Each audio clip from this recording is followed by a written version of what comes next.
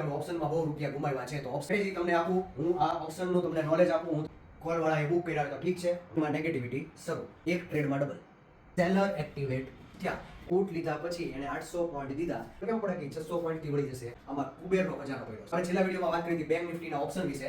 મને ઘણા બધા લોકો ઇન્ક્વાયરીમાં આવ્યા તેમને કીધું કે અમે ઓપ્શનમાં બહુ રૂપિયા ગુમાવ્યા છે. તો ઓપ્શનમાં રિસ્ક મેનેજમેન્ટથી અને સાચા માઇન્ડસેટથી કેવી રીતે રૂપિયા બને તે આપણે આ વિડીયોમાં સમજશું. કયા કોન્ટ્રાક્ટમાં?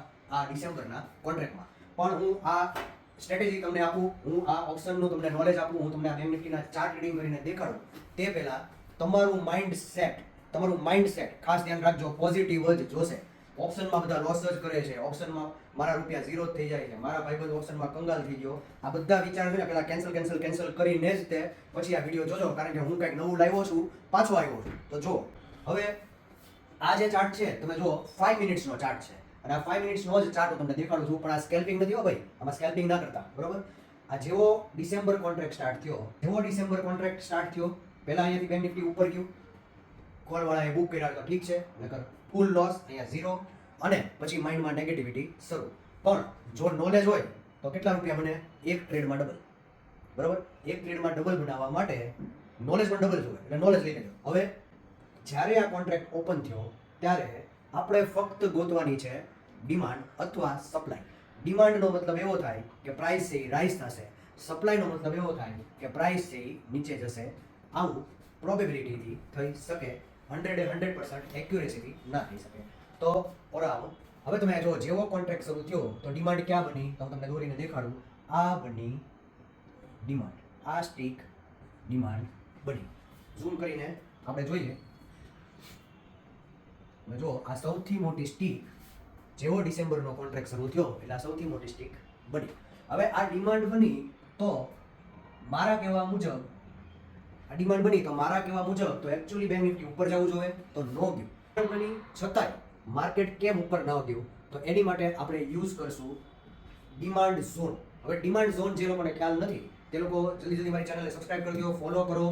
મારું વોટ્સએપ ગ્રુપ છે, મારો નંબર છે, એની ઉપર મને મેસેજ કરો, તમે વોટ્સએપ ગ્રુપમાં એડ કરી દઈશ. અને જો તમે ઓલરેડી ગ્રુપમાં હો તો ડિમાન્ડ ઝોન શું છે તે તમને ખ્યાલ હોવો જોઈએ. જો તમે મને રેગ્યુલર ફોલો કરતા હો તો, વચ્ચે તો અમને ભૂલી ગયા હશો તો કદાચ તમને ડિમાન્ડ ઝોન ખ્યાલ નહીં આવે.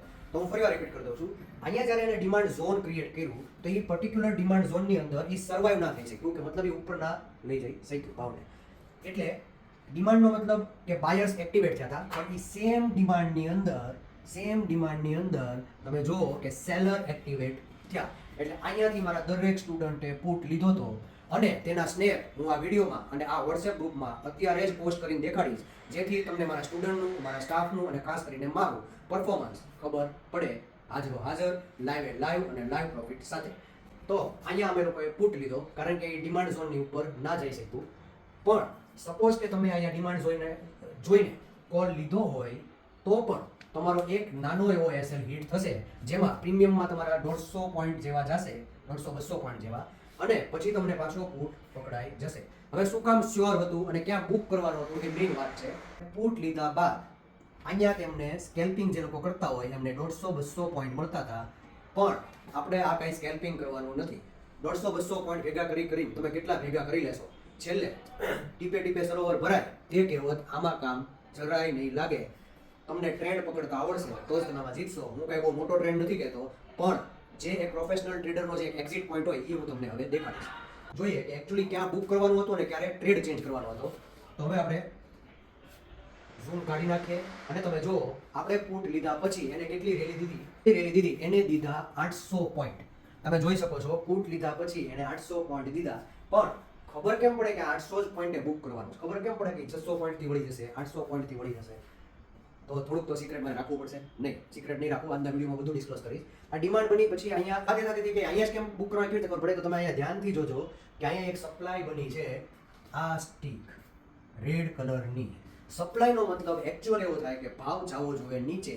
પણ હવે આવ્યું સિક્રેટ. સપ્લાય ક્યારે બની છે? 800 પોઈન્ટ નીચે આવ્યા પછી. 800 પોઈન્ટ નીચે આવ્યા પછી સપ્લાય બની છે. એટલે ઓલરેડી એને એક નાનકડો એવો ટ્રેન્ડ દઈ દીધો છે ઇન 5 મિનિટ્સ. આ યાદ રાખજો.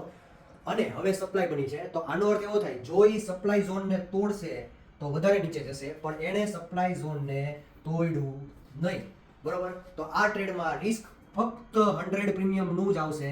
તમારે 100 પ્રીમિયમ, તમારું જે પણ પ્રીમિયમ હશે, આ તો મેં તો લાઈવ લીધો એટલે મને ખબર છે, એટલો જ તમારો એસએલ હશે. તો હું વાત કરું છું કે તમે 10 લાખના કોલ લીધા તો તમારો એસએલ ફક્ત 70,000, 80,000 અથવા વધીને ગેપ ડાઉન ખુલે તો 1 લાખ રૂપિયા જેવો હશે. જો 10 લાખના કોલ હશે તો જોઈ તો થશે. પણ અહીંયા કોલ લેવાનો શું કામ? કારણ કે સપ્લાય ઝોન છે.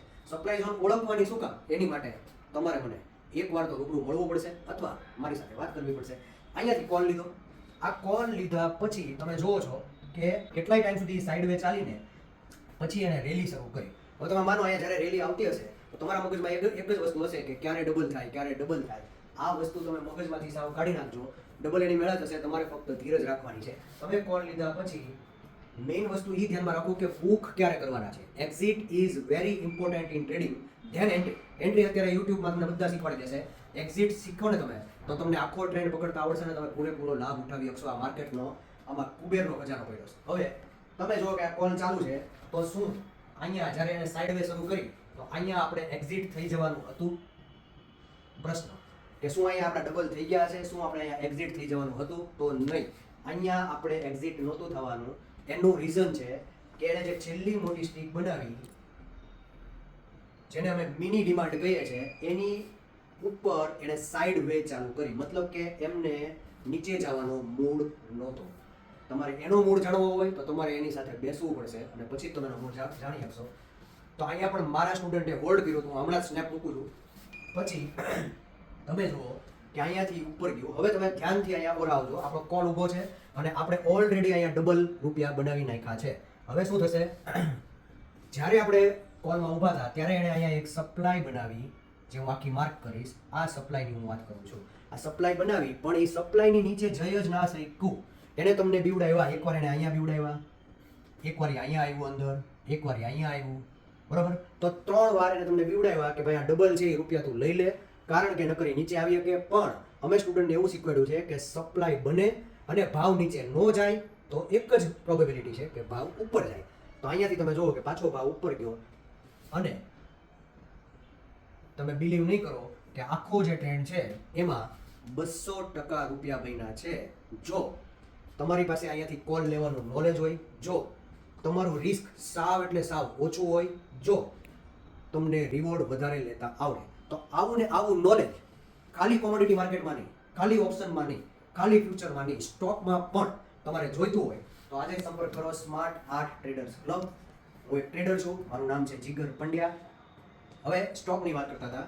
જ્યારે ઓલાનો સ્ટોક નીચે આવ્યો અને તેની ઉપર ના બધા વિડીયો શરૂ થયા કે તેની સર્વિસ સારી નથી કરીને જ્યારે સ્ટોકને નીચે લઈ આવ્યા, ત્યારે જ મેં મારા સ્ટુડન્ટ્સોને એવું કીધું હતું કે they have already cell lots of vehicle. તેમને ઘણા બધા વેહિકલ્સ વેચી દીધા હતા. તેમને પહેલું સાહસ કર્યું હતું ઇલેક્ટ્રિકમાં નવી ટેકનોલોજી આપીને માણસોને આપવાનું. હશે તેની સર્વિસ ખરાબ અને માણસો હેરાન થયા હશે, પણ મેં એવું કીધું હતું કે આ કંપની ટકી રહેશે બિકોઝ ઓફ લોજિક. એક જ સ્ટ્રેટેજી હતી કે લોજિક.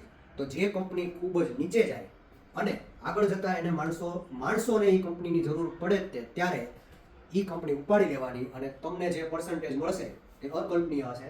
આ તો 200% છે. પણ ઓલાના જ શેરમાં આ જ્યારે હું વિડીયો પોસ્ટ કરું છું તે નહીં, પહેલાંના 9 થી 10 દિવસમાં 40% રૂપિયા બનેલ છે અને તેમાં પણ અમે એન્ટ્રી લેવડાવી હતી. Thank you.